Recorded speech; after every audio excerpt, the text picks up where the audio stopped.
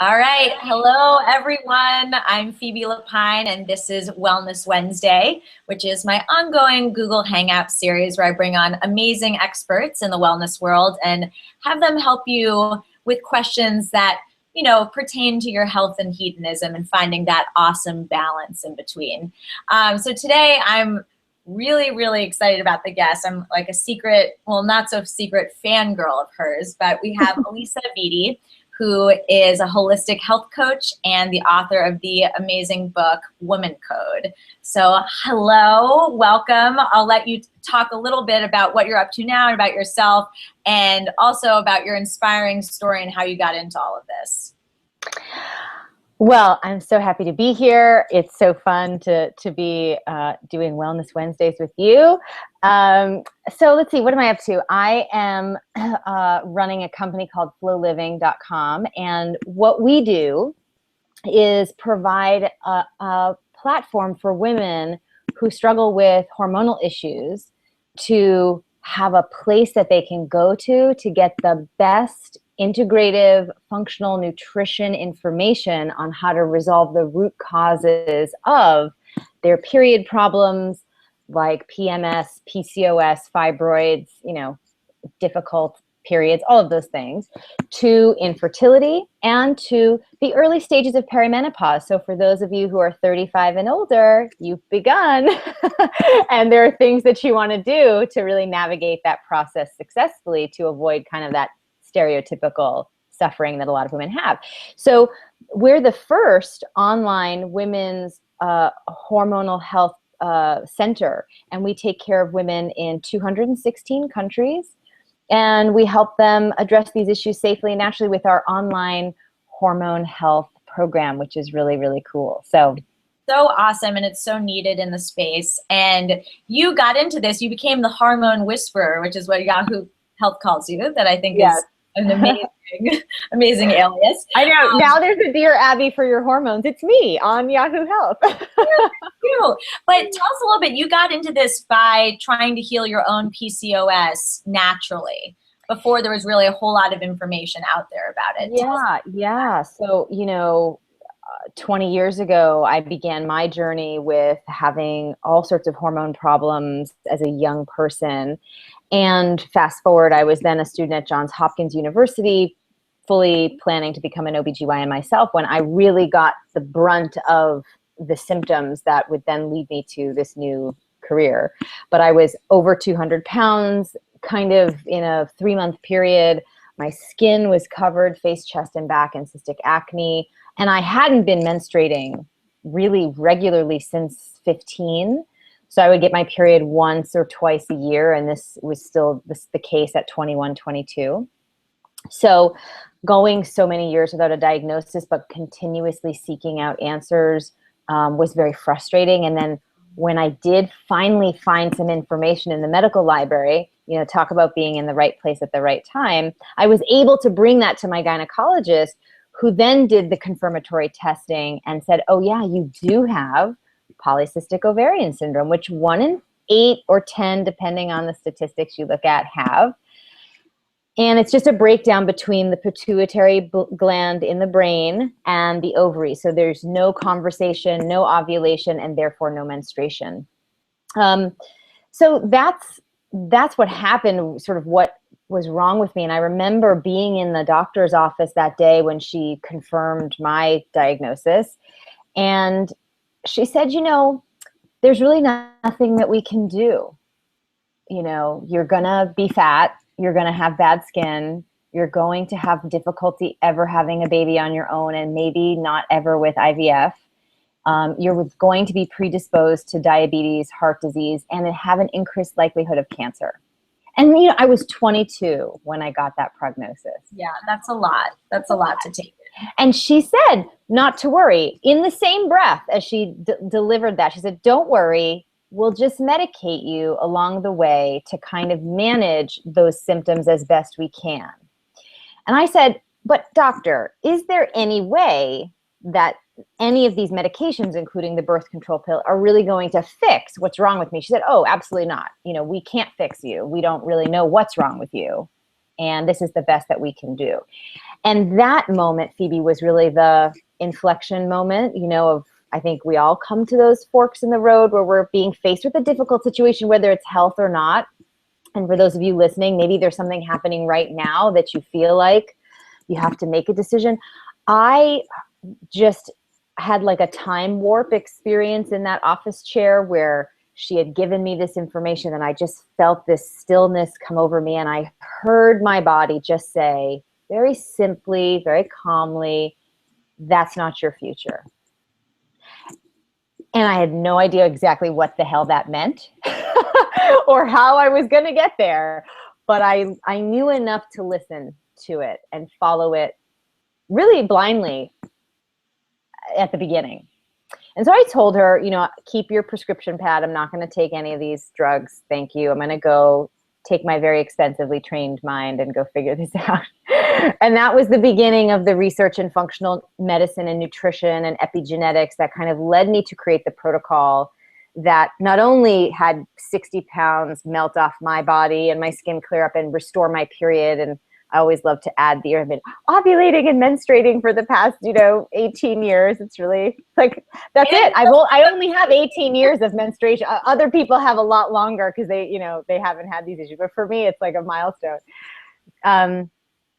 And of course, I remember in that moment feeling like there really should be a resource for these issues, because I was so in all the research that I was doing, I became extremely aware of just how many women suffer not only with PCOS, but fibroids and endometriosis and idiopathic infertility and a zillion other conditions. And I thought, I can't believe that it's, 2000 whatever, and we don't have a place where we can go to just solve these issues that are so common. There should be a solution. And I just remember I said to myself, if I could get myself well, I'm going to build this for other women. And so that's what flow living is. It's the answer. It's the fulfillment of a promise I made to myself a long time ago. So it's really great to see that technology allows for these things these days, and women can really,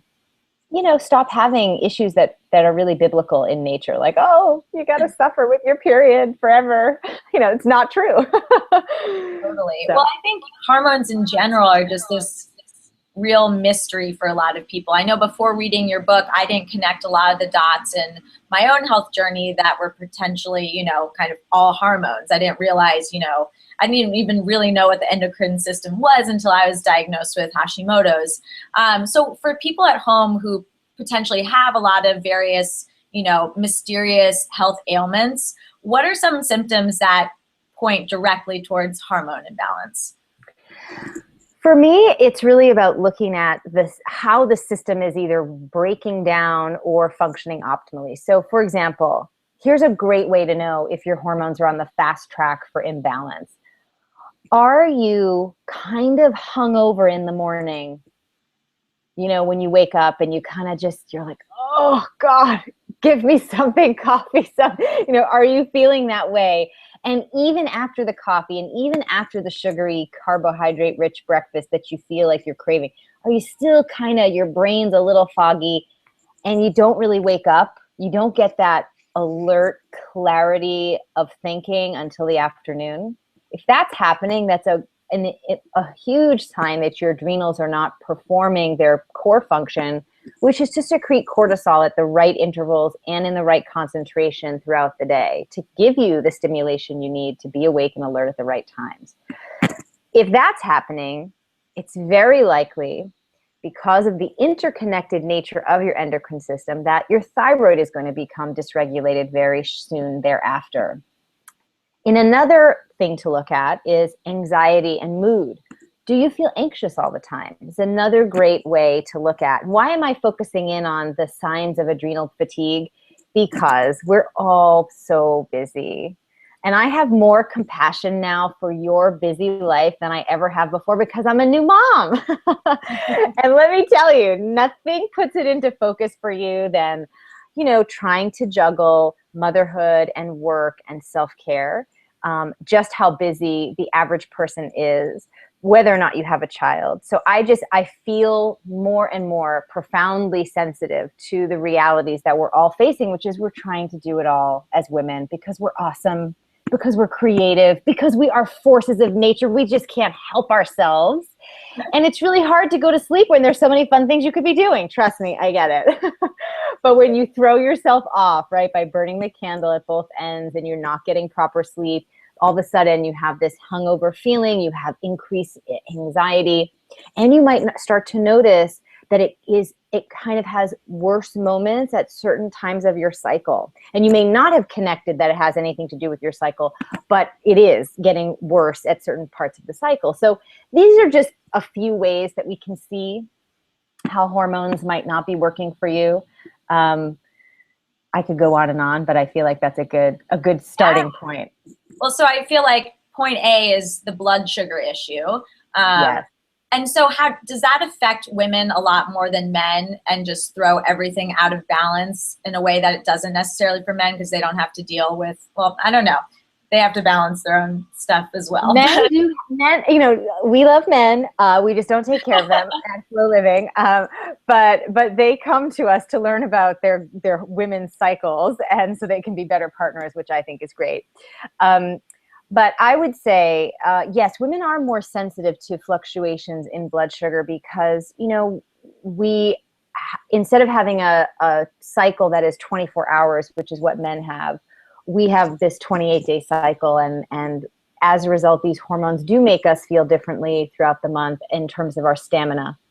And so as a result, we are a little bit more, and in general, not only are we just more sensitive to those fluctuations, but we are a more finely tuned creature because we are the people that make other people. So we are just more finely tuned as far as how we use and store resources. We have a very sensitive trigger around how sugar is managed in the body for a good reason, because if you are pregnant, that's such a huge part of how the baby thrives. So you know, there's that whole added level of complexity to our blood sugar. But, you know, yeah, there's so many ways in which women get that wrong during the day unknowingly. And the biggest way is if you start the morning off with a cup of coffee or green tea or black tea on an empty stomach. That's it. So caffeine is one of your biggest culprits. It's so bad for women. And, you know, I am a big fan of Dave Asprey and Bulletproof Coffee. I think it's great for men. It's great for men. And he and I have talked about this several times. It's less great for women, especially women who are hormonally sensitive. So if you're struggling with PMS or PCOS or fibroids or endometriosis, not only does caffeine actually promote the growth of cysts in your body, on your ovaries, in your breast tissue, which is bad if you have any of those conditions, but it also dysregulates your blood sugar stability, which then further compromises the ovulation pattern. So if you're somebody who's got fibroids, you shouldn't be having caffeine because they're going to promote the growth of those tumors. But also, if you're trying to get pregnant, on top of having fibroids, you're now going to be disrupting ovulation, which is going to make it problematic for you to conceive. So it's a big, big no-no, caffeine in the morning. You can maybe get away with it if you have a really awesome breakfast and have it after breakfast, but you'd have to really get yourself healthy first before you could bring it back in. So it's not coffee in particular, but green tea is bad as well? Caffeine. It's the caffeine. Yeah. Is green tea your thing? Is that your jam? Yeah, green tea is my thing now. I've been off coffee for a while, although good. I had one today. We're totally honest here. Oh yeah. Healthy hedonism, you know it's all about fluctuating. It's all about fluctuating. But here's the thing, you know, I do experiments in energy all the time because I can't tolerate caffeine at all. You know how a good way to check if you're somebody who can tolerate it is it's actually like smell your pee. So drink coffee, and then after, right, you're going to have a pee at some point after you drink the coffee. If the pee smells really strong and, you know, I don't know. I mean, I don't know what to call that smell, but, you know, if it doesn't smell like it normally does, if it has like a certain odor to it that you're like, I wonder what that is. That's you not being able to process all of the chemicals in the caffeine. And that's not a great substance for you to take in. Interesting. If you have the coffee and you have your pee and it smells normal, then you're better at breaking it down and it's less damaging for your system.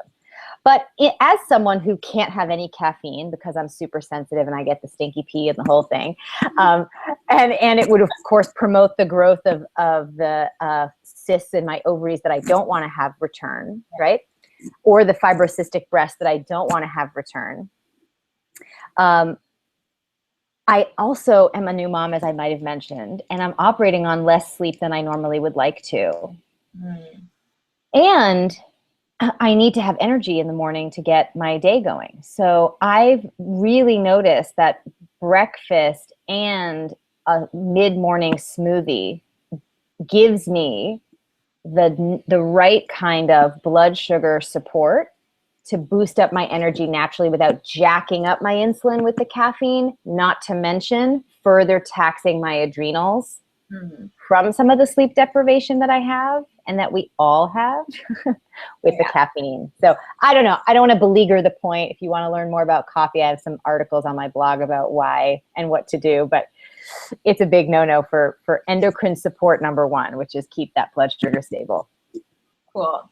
Well, I want to segue back to what you mentioned in your own story about the doctor just wanting to put you on the pill in order to manage your symptoms. I'm one of many people who was put on birth control, hormonal birth control at 16 before I was even sexually active because I had weird period issues. Why does conventional medicine continue using the pill as this patch, and what are some of the long-term consequences of it? Well, conventional medicine uses it because that's the nature of endocrinology and conventional medicine. It looks at what are the concentrations of hormones that are not within the normal range, and let's supplement with synthetic hormones to raise that concentration in the bloodstream. So that's what conventional hormone therapy looks like, whether you're dealing with thyroid issues or irregular cycles or menopause. It's just about the mathematics. About are these levels right and how do we supplement with synthetics. That's it. So that in and of itself should explain why it's not working for so many women, because that doesn't actually fix what's wrong. What's wrong is not that the levels are off. That's the byproduct of what's wrong, right? The levels of your hormones are off is a byproduct of the root causes not working properly in your endocrine system as a whole. So conventional medicine is not designed to do root cause support. It's really not designed for that. It's designed to triage these levels with drugs. So you shouldn't go looking to point fingers at conventional medicine to say, oh, you're doing something wrong, when that's actually all that they're supposed to do. That's what they're trained to do. That's what is the protocol. And there's nothing wrong with the fact that they're doing that, because that's in integrity with their practice. But I think what's happening now is that there are enough women taking this drug, these synthetic hormones, hormone birth control, that we actually can see sort of population-wise as an informal study, if you will, and there are plenty of formal studies to back this up, that it's not the right course of action for a lot of women who have hormonal problems. Because what the pill does is deplete a lot of the key micronutrients that we need to boost to get the hormones to be making the right levels. And then also it's destroying the microbiome, which has everything to do with breaking down estrogen properly if your issue is estrogen dominant, which many of them are. So the pill actually makes the problems a lot worse, not to mention it's simply just putting masking tape over a gaping hole that really needs proper excavation, right? So I think that's the big issue, is that it's not the right solution for a systemic issue. And, you know, even someone like yourself with Hashimoto's, right? You know, yes, you may need to use some medication as a stopgap measure, but you yourself will be the first one to tell all of us that there is a huge amount of work that you have to do with food and lifestyle to continue to make sure that it doesn't get worse with or without that medication, right? Absolutely. So even in something that conventional medicine would consider so straightforward, like it's just the one hormone, it's just thyroid, it's just that one endocrine gland, we can just regulate that with synthetic. That for decades, many women, whether or not they even have Hashimoto's, they just have standard hypothyroid, they will go on the synthetic hormone replacement and they don't feel good. They don't get better. Their hair doesn't stop falling out. They don't lose any weight. They don't feel more energized. And that's a whole other conversation. But, this is the issue. The issue is that these synthetic hormones are not doing the job that really needs to be done, which is really supporting your endocrine system, which makes all your hormones. How do we support it to make more hormones for you, which is its job? What can we eat and how can we live so that our endocrine system can do its job? That's the work. So what happens in, like, say, the 10 years that masking tape is on there? Like, what are some of the risks with that besides, the impact it has on your gut and all of that? The biggest risk, the biggest issue that I've seen in nearly 15 years of practice now is that you have lost that time to fix it. You've lost that time. And by the time you typically get off of the pill is right around the time you think you want to start making way for baby. And now you're running out of time to make the baby and you have less time to actually fix what's wrong. And typically in that decade, let's say, that you've been on the pill, masking the symptoms, the condition's still there, but you're not feeling the symptoms as strongly. This condition is actually getting more deeply entrenched in the body, and because of how the pill acts in your system in terms of nutrient depletion and microbiome disruption, it's actually making the condition worse than before you went on the pill and protracting that worsening for 10 years. So that to me is a huge risk. And I always ask the women who I've worked with, I say, if you were given that information along with the choice to go on the pill, right? Like you could go on the pill and this would be what would happen. You'd have no symptoms for a period of time. You might have some, you might have none. You're not going to get any better, but also these are the risks. Would you have made that choice?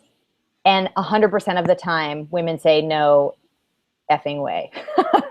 They would not have made the choice to take the pill. They would have rather have sort of gotten things sorted out sooner and then have it be a non-issue, right?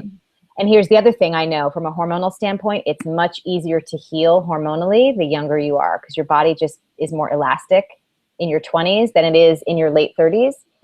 Not to say that I haven't helped women get pregnant at 43, but still, why not make it easier on yourself if you can? Definitely. Well, what's happening at that time of life? I mean, it's obviously like post-puberty around 15 or 16. People are experiencing these horrible periods, these imbalances anyway, and like the immediate answer is the pill. But are some of those things like literal just like hormonal growing pains that should be continued to sort through on your own? I love that phrase, hormonal growing pains. Actually, puberty is a decade-long process that completes at 22. So 12 to 22, you are pubescent, right? And you are going through what is a really important moment in the body, which is establishing the pituitary ovarian conversation. Interrupting that process, becoming well established at any point in that decade with the pill is a dangerous experiment that is now being conducted on teenage girls. The pill in its original inception was not intended to be used by pubescent girls. It was meant to be used by women who had already finished having their babies. Now, I think it's great that we have the pill. It has absolutely changed women's lives. I am a huge fan of it. But I think it needs to be thought of more, holistically about who's using it for each individual. Some women who have no hormonal issues and no history of it can go on and off the pill. You know these women, they go on and off the pill, it's no problem. And those women exist. There are plenty of those women. use the pill for prophylaxis. That's what it's designed for. That's great. But for those women like you and me who are hormonally challenged, the pill is not a great solution at all. And taking it so early at 16, 13, because you have a zit or cramps, that's a sign that you're hormonally imbalanced, and work on it then so that you don't have it run your life for the next 20 years. Because you, as somebody who's got Hashimoto's, you know the quality of your life is so profoundly impacted by that hormone. Totally. So, you know, it's such a big opportunity to get it right, I think, with younger women. Well, you have an example in your book that I found super interesting. I don't want to scare anyone who's watching who's found their mate, or sorry, their partner for life while taking the pill. Yeah. You cited a study that says that you actually don't attract the right mate necessarily when you're on the pill because you're simulating pregnancy. So explain. Yeah, it is scary, actually. And I actually know men who won't get into long-term relationships with women if they are on the pill because they know this science. Who are these men? They're smart guys. They're in the wellness space. They're some of my friends and colleagues. They know that it's a false positive attraction if you're on the pill. So here's what happens. When you're on the pill, you are more, your receptors for pheromones shift. And as a result, you are attracted to people, to partners who are more similar, immunologically speaking, to you. This is a big no-no for reproduction because the whole purpose of pheromone receptors is so that you attract somebody who is immunologically the most diverse from you, so that the child has the best immune combination possible, so they are stronger immunologically than the original two sets of genetics that they get, right? This has implications on their microbiome, their brain health, their everything. So when you're on the pill, you attract an immunologically similar partner, and then you go off the pill to make the baby. And I've had women in my practice say, I don't know what happened. I can't effing stand the smell of my husband. I can't stand him. And I'm like, oh my God, this is terrible. You know, because what are you going to do in that situation? So, you know, I think it's always wise. Like, some people really think they should live together before they get engaged. I think it's really smart if you go off the pill a little bit before you get engaged as well. Like, you know, use another form of birth control, go off for 6 months and just make sure that everything is lining up and you still find the attraction is there. And it's a worthwhile experiment to do. That's a really interesting tip. So for those who go off for 6 months or for, you know, indefinitely, what are the best options out there? It's not, you know, a fun landscape for a lot of people. Well, you know, listen, it's two different situations. If you're in a committed monogamous relationship, then, you know, some of the cervical barrier methods are great. The sponge is back. It's been back for a long time, and it's a fantastic option if you're not having any sensitivity to spermicide. You can get fitted for a diaphragm, and I know that's a little bit more cumbersome, but, you know, there's just no getting around a little bit of, you know, having to do something. But for those of you who are just dating,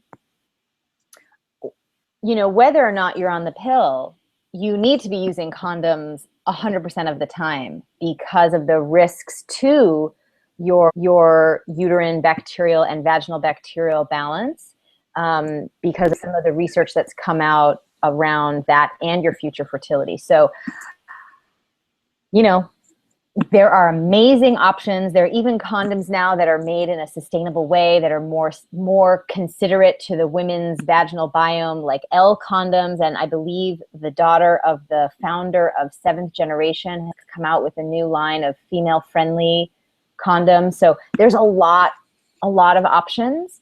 You know, it's just about experimenting and finding something that works for you. And how do you feel about charting and people who are doing the various incarnations of the awareness method? I think anything that you do to become more aware of your cycle is awesome sauce. I think, however, that you want to be realistic. If you're charting because you're trying to get pregnant, then, you know, when you have your green light days of ovulation, you know, it isn't about where's the condom, it's about throw that condom out. But if you are using the awareness method to avoid pregnancy, you still have to use a condom and or a barrier method, especially if you know you're ovulating, so that you don't put yourself in a situation where you have an unwanted pregnancy and then have to deal with all of that. That can be really stressful and taxing on your system hormonally. So I would say err on the side of extreme caution, because it just makes you happier in the long run. You know, a few minutes of fumbling for the diaphragm and the condom is way better for you. I think women need to be so much more selfish. Can I just be real? I think we just have to be so much more self-oriented. Like, really, the whole reason why women kind of want to have this flexibility, why? You're not the one putting on the condom. So there's a whole thing about people pleasing that's wrapped into you being concerned about, well, what's going to happen, you know, with the birth control if I'm not taking it. I think we have to be a lot more selfish. I think we have to speak up a lot more, and we have to just make it somebody else's problem, so it's not all on us all the time. Totally. Could be the new mom stuff. Well, I'm with you. So let's segue for a second and talk about eating for your cycle, since obviously I have, you know, interest in food, general interest in food. Just a general. Just a little bit. Yeah. So talking big picture, what are some do's and don'ts for eating for your hormones? Number one being don't have caffeine. Well, you know, for those of you who haven't yet read WomanCode or have yet to kind of get in your own flow, one of the big parts of my protocol and the big discovery that I made was that you have these 4 distinct hormonal ratios that happen each week of your 4-week cycle. And they need to be fed slightly differently each week so that you are maximizing your body's ability to process estrogen, boost progesterone, make sure you're having enough of all the other hormones, testosterone, FSH, LH, etc., so that you feel good all throughout the month instead of falling off the hormonal cliff after ovulation, right? So that's just in a nutshell what I mean by eating for your cycle. So some of the foundations are really, and this is fun, especially if you're a foodie, has to do with kind of changing your cooking method first half of the month through the second half. So first half of the month is the follicular phase leading up to ovulation. So it's the 2 weeks right after you're done bleeding. Okay, this is what I call the first half of the month. And in these 2 weeks, this is a time to have lighter foods, more raw foods, sprouted, fermented foods, smoothies, cooler foods, easier preparations, steaming, that kind of thing. There are certain specific foods I like to see women having in here as well, like lighter proteins like quinoa. Brown rice is okay at this time, but quinoa is like a favorite one for this first half. Legumes are great, especially if they're sprouted. Second half of the cycle, it's really great to do more of a warming, more fully cooked kind of orientation to your food. Why? Because you want to be making it as easy on your gut to break down food, because you need much more of the B vitamins to do the whole work of the luteal phase, which is the longest phase of the cycle where your body builds up all the progesterone that you need in the sac that the egg has left in the ovary. And so you want to break down get that B vitamin into your system as quickly as possible. So having things like root vegetables that you cook, like some sweet potatoes that you drizzle in a ton of coconut oil or ghee to help you absorb all the nutrients as quickly as possible is great. But also cooking your vegetables and eating those as well, so you get a lot of the fiber to help you break out that estrogen as quickly as you can, is really good. And then having things like sea vegetables and seafood, oily fish, things like that, and heavier fats, in the week that you're bleeding is a really great way to stabilize your mood and energy when all your hormones are at their lowest level. So by fluctuating your diet and cooking methods throughout the cycle, you get to do a couple of things. You get to optimize the exposure to all the micronutrients that you need to make adequate levels of hormones to keep you feeling great all month. But you also optimize your body's ability to have access to things like fiber and other substances to sweep away all those hormones as quickly as possible so that you're not breaking out or freaking out all throughout the month, right? So that's what's really cool about it. And it also speaks to this really cool truth that I think we as women just so quickly overlook all the time, which is that you are not supposed to feel the same way, do the same things, exercise the same way, or feed yourself the same way day in and day out when you are, as a woman, a cyclical, fluctuating, rhythmic creature. You want to be different, at least week over week. And that really helps you feel awesome all month long. Definitely. So I guess one way that people could think about it is the first half is kind of like a high energy phase. I know that correlates a bit with your view on exercising for your cycle. And the second half is a little bit more of a low energy phase. So you want to do a lot of the work in terms of cooking and such for your digestive system to give it a head start. I mean, you have surges of testosterone in the first half of the cycle, but also the second half. You are really supposed to feel good the whole month. It's more that you have let's put it this way. It's not that the first half is better because you have more energy. The first half of the cycle is a little less nutrient requirement heavy.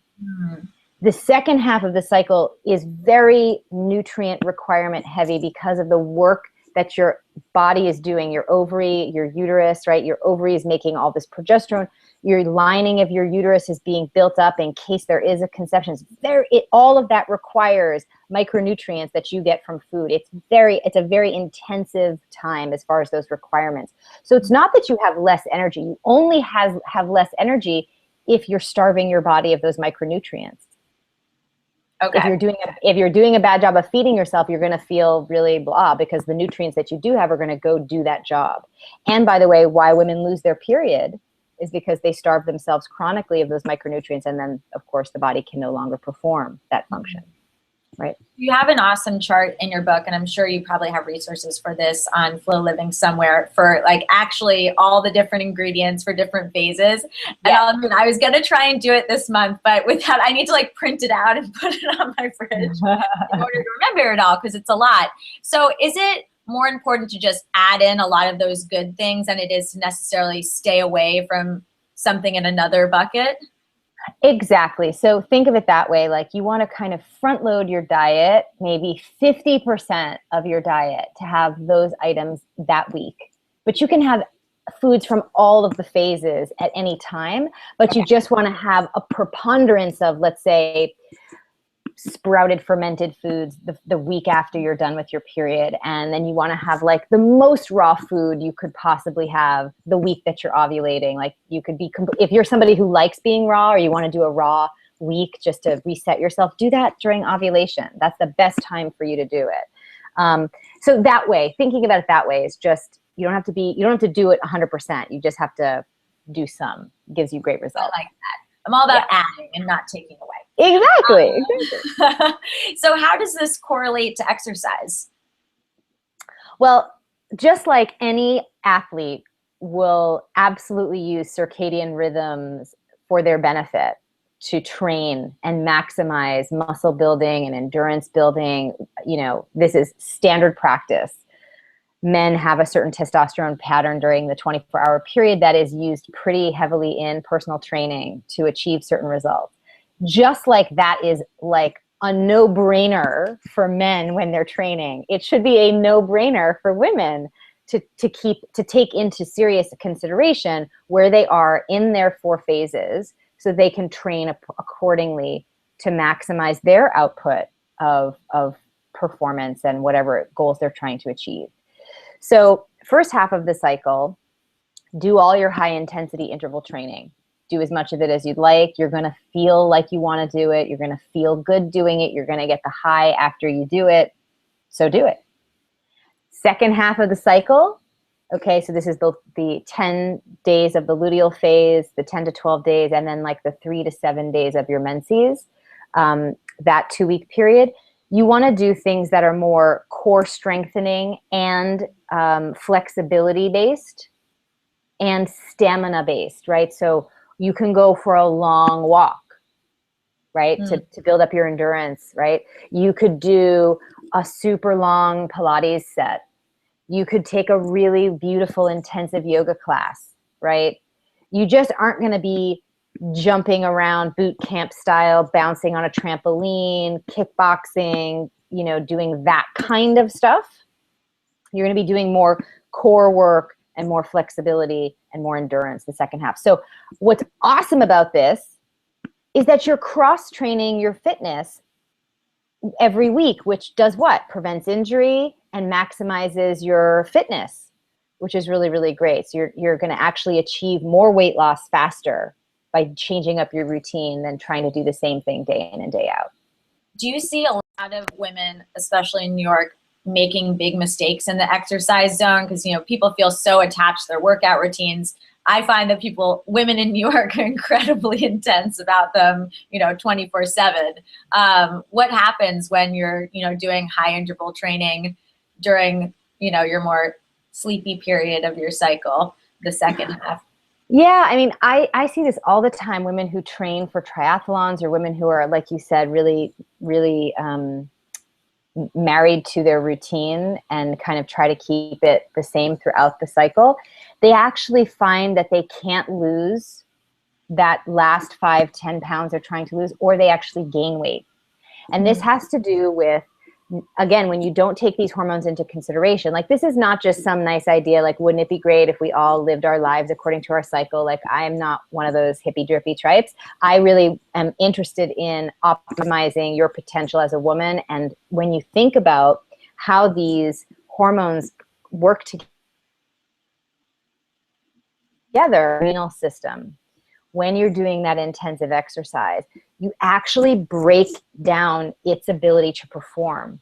And when you start to affect adrenal function, you then affect your thyroid, and now your metabolism is slowing down. So here you are busting your ass in a cycling class or at a boot camp class, day in and day out, month over month, and you are still not achieving the results you want. Well, it's because you're hurting your hormonal patterns by the type of exercise you're doing. And so you need to just know about that, and you need to fluctuate and change up your routine.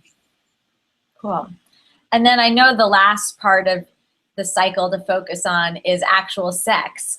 So what does sex actually do for your hormones, and how does that play into your flow? Oh, well, sex is great because it's about the orgasm, not about the climax. I'm going to break. I spend a lot of time defining the difference between the two in the book, but climax is the end of the road, right? Mm-hmm. Climax is like that, you're done. The orgasmic plateau, right, is all the pleasurable sensation building that leads up to climax. And these words, unfortunately, are used interchangeably, so we have a lot of confusion about them, like, oh, it's our orgasm, but it's really, when you're saying orgasmic plateau, you're actually talking about the opportunity that you have to get all the hormone benefits possible. So this is why I write lots of articles about why you should ditch your vibrator. I know. I feel like you're known for that. Anti-sex toy movement. No, listen, I think you should have the sex toys. I just think you want to make sure that you're getting, especially if you're trying to balance your hormones, using the hormones that are created in the orgasmic plateau, which are oxytocin in huge amounts, right? Especially, that really helps balance out ovulation, improve fertility, slow down the aging process. You know, they're even looking at oxytocin and telomere length on your DNA. So there's lots of benefits that come from boosting levels of oxytocin through orgasmic plateau. You don't make as much oxytocin when you use a vibrator, because you don't have a lot of time in the plateau phase. You know, you kind of get to the climax much faster. So sometimes that's what you want, right? Sometimes you want to get there fast. That's great. And you should have the opportunity and the ability to do that. But I think medicinally, women need at least once a week of a sort of a self-pleasuring, for the purpose of boosting these hormone levels, where you try to go for like a 15-minute self-pleasuring session where you're just not trying to get to climax so quickly. Just spend time building up good sensation, building up that oxytocin, and then, you know, pick up your vibrator the next day. But at least give yourself once a week where you get to do that. So not a particular week of the cycle, but every week. Every week, no. You know, pleasure and oxytocin is a universally good hormone balancing system, because it helps with, you know, everything from regulating ovulation to improving mood stability during the luteal phase, to helping with manage menstrual cramps during menses. So it's good every week of the cycle. Awesome. So do you have like one big tip for people to improve their sex life and therefore improve their hormones? Maybe not using a vibrator is one of them. I'm not sure. Well, back to, you know, being really selfish. I mean, I think actually what's really fun for when I've taught classes with men and women, what men really love knowing is that they could change up the way they approach their partner sexually based on where she is in the cycle, right? Mm-hmm. Because your testosterone patterns are different and your brain chemistry changes about 25% week over week as a woman, your desire and what you consider things to make you feel desirous actually changes very distinctly week over week. So I think the best way to boost your sex life with your partner and have it feel fresh all the time is to be practicing different types of sex each week of your cycle. And that's really a fun way to go. So again, think of it like the exercise routine. First half of the month, you're going to have more high intensity interval sex, right? More fun, more spontaneous, more vigorous, more whatever that means for you. And then the second half of the cycle, it's really more about receiving pleasure, really more about slowing down and doing a lot of the foreplay that you may feel like you don't need the first half of the month to enjoy yourself, because you do need that the second half of the cycle to really go from an orgasm standpoint. So I think that's a really great opportunity for couples to keep things changing up all the time. And so how are you going to make this happen? You got to let your partner know where you are in your cycle. Like in my marriage, you know, we kind of organize our lives around the cycle. Your cycle. We do, right? Not just about when we want to get pregnant or not, but we organize like what kinds of social activities are we doing when? What kind of date? Oh yeah, because first half of the month, I'm like, let's go out and see people, right? I'm in the first half of my cycle right now. Last Sunday, we did brunch with some friends who just had their baby, and you know, all these new parents, we get together to try to get out of our nest here and there.